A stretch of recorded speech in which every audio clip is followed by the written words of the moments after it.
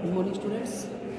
तो बेटा आज का हमारा टॉपिक है ग्रेविटेशन। ठीक है, ग्रेविटेशन के बारे में अपन डिस्कस करेंगे। और ग्रेविटेशन में हमारा जो है ग्रेविटेशनल फोर्स, सबसे पहले क्या आता है ग्रेविटेशनल फोर्स।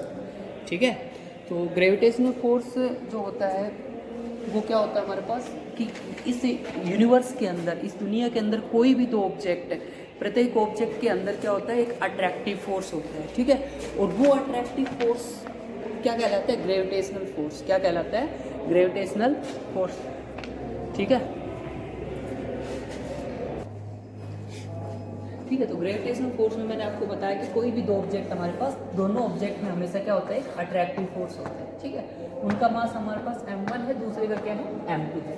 ठीक है, ग्रेविटेशनल फोर्स के एग्जांपल हम दे सकते हैं बेटा कि जैसे हमारे पास अर्थ है, earth is revolving around the सन।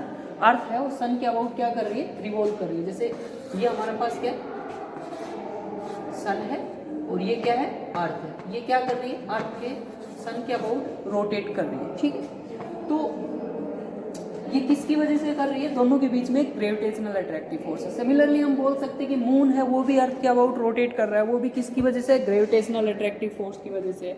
ठीक है, दूसरा हम बोल सकते हैं और एग्जांपल देना चाहे भाई सिंपल सा आजा कि जैसे कोई भी ऑब्जेक्ट हमने ऊपर की तरफ थ्रो किया है। ठीक है, ऊपर की तरफ थ्रो करते हैं तो वो हमेशा किधर आता है नीचे की तरफ आता है। ठीक है, तो वो किसकी वजह से आता है अर्थ के ग्रेविटेशनल पुल की वजह से। किसकी वजह से आता है अर्थ के ग्रेविटेशनल पुल की वजह से। These are the example of gravitational force. Now gravitational force जो हमारे पास है उसका कितना मैग्नीट्यूड होता है। जैसे मान लो हमारे पास कितने दो ऑब्जेक्ट्स हैं, m1 मास है, दूसरे का कितना है m2 मास है, दोनों के बीच का डिस्टेंस कितना हमारे पास r है। तो हम क्या बोल सकते हैं कि जो ग्रेविटेशनल फोर्स होगा वो डायरेक्टली प्रोपोर्शनल होगा m1 m2 की प्रोडक्ट, मतलब product of the masses and inversely proportional to the square of the distance between them. और इन दोनों के स्क्वायर के क्या होता है इनवर्सली प्रोपोर्शनल होता है।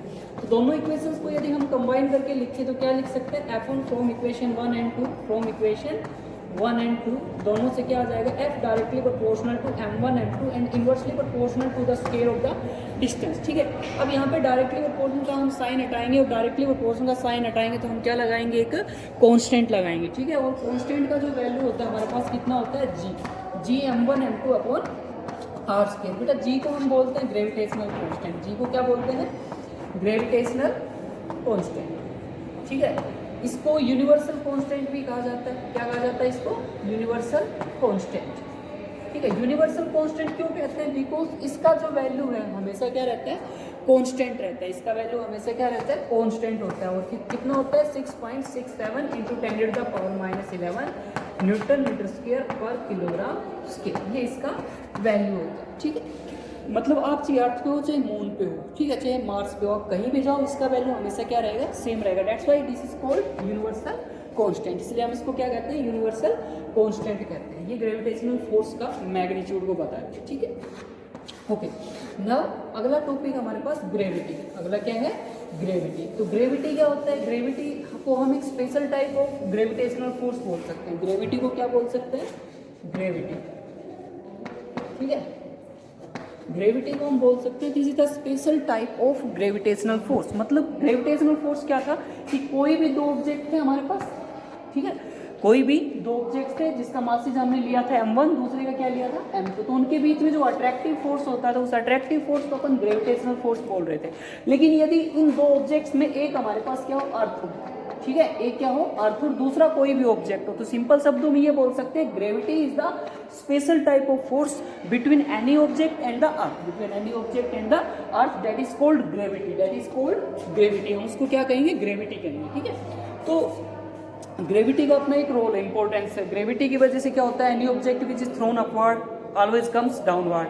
एनी ऑब्जेक्ट, कोई भी ऑब्जेक्ट हम ऊपर की तरफ उछालते हैं तो हमेशा किस तरफ आता है जमीन की तरफ आता है। वो किसकी वजह से होता है ग्रेविटी की वजह से होता है। किसकी वजह से होता है ग्रेविटी की। ग्रेविटी का बेटा अपना एक बहुत बड़ा इंपॉर्टेंस, अपना एक रोल है इसके अंदर। अगर ग्रेविटी ना हो तो यहाँ पे एटमॉस्फेयर भी एग्जिस्ट नहीं कर पाएगा। ठीक है, सिंपल शब्दों में ये भी बोल सकते हैं हम भी अर्थ पे नहीं रुक पाएंगे यदि ग्रेविटी ना हो। ठीक है, we are standing on the earth because of gravity, because of gravity. ठीक है,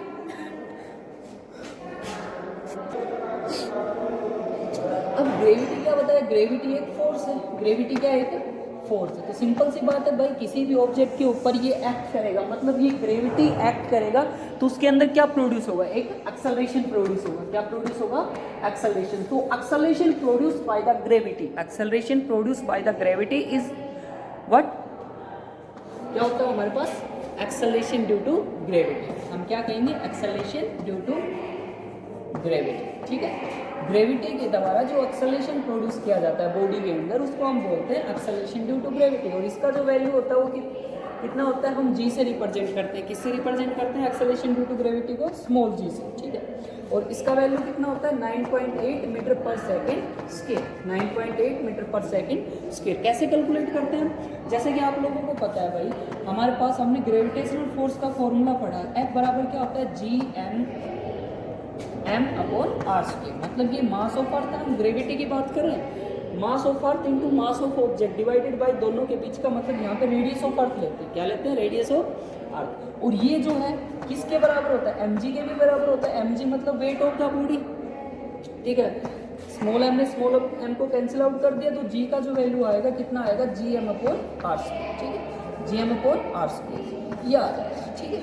ये क्या आ गया, एक्सेलरेशन ड्यू टू ग्रेविटी। यहाँ पे हम वैल्यू पुट करेंगे जी का, तो कितना, जी का वैल्यू कितना होता है, 6.67 इंटू 10⁻11। एम का वैल्यू मास ऑफ अर्थ कितना होता है हमारे पास, लगभग 10 की पावर कितना होता है, 24 किलोग्राम, है ना।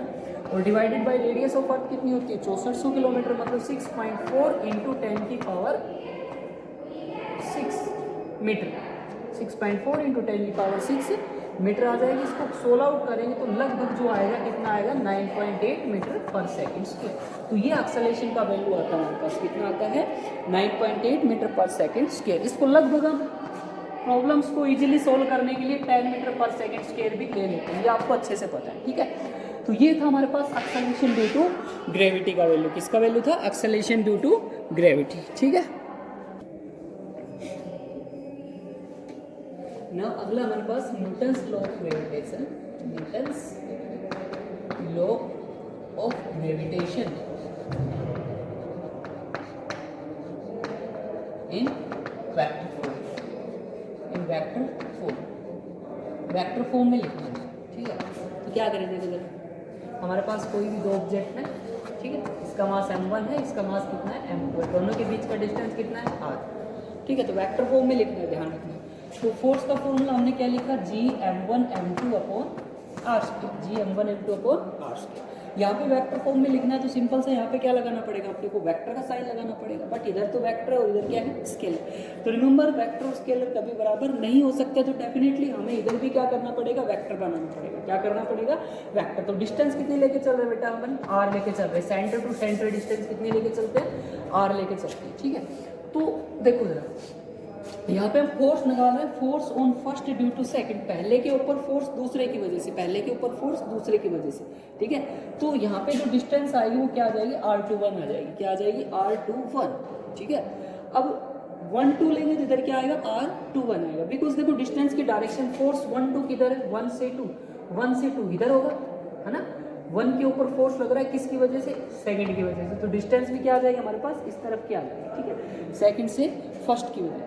तो यहाँ पे F1 लेंगे तो इधर क्या आ जाएगा, 2 1 आ जाएगा। तो अब देखो, इधर वेक्टर इधर स्केलर, तो अपने को क्या करना पड़ेगा, इधर यूनिट वेक्टर से मल्टीप्लाई करना पड़ेगा। इधर क्या करना पड़ेगा, यूनिट वेक्टर से मल्टीप्लाई करना पड़ेगा, ताकि हमारे पास ये भी इधर भी वेक्टर बने और इधर भी क्या बन जाए, वेक्टर। तो अब देखो, ये इधर वेक्टर हो गया, इधर वेक्टर हो गया, अब कोई प्रॉब्लम नहीं है। लेकिन यदि हम इसको आगे और सिंपली सोल्व करना चाहें तो क्या बोल सकते हैं, Gm1m2 अपॉन r21 और स्क्वायर।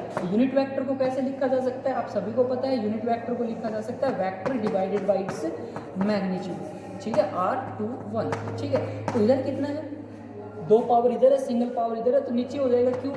तो क्या बन जाएगा, Gm1m2 अपॉन r21, और ये क्या आ जाएगा, इसका क्यूब।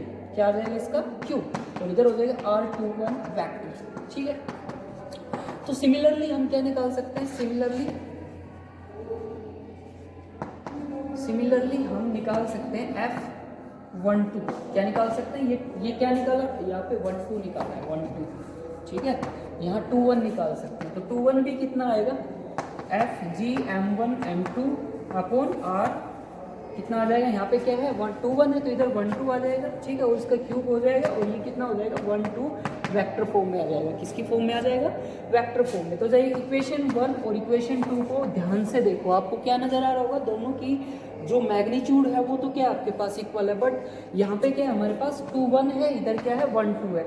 तो 2 1 और 1 2 की जो डायरेक्शन है, जो 2 1 की डायरेक्शन है 2 से, जैसे ये जो हमारे पास क्या है R 2 1 है, 2 1 की डायरेक्शन इस तरफ है और R 1 2 की डायरेक्शन इस तरफ है, मतलब 1 2 का मतलब क्या है 1 से 2 की तरफ, 1 से 2 की तरफ। तो देखो जरा 1 और 2 को इक्वेशन को ध्यान से देखोगे तो इक्वेशन में जो मैग्नीट्यूड है वो तो बराबर है, बट दोनों की जो डायरेक्शन हमारे पास क्या है, अपोजिट है।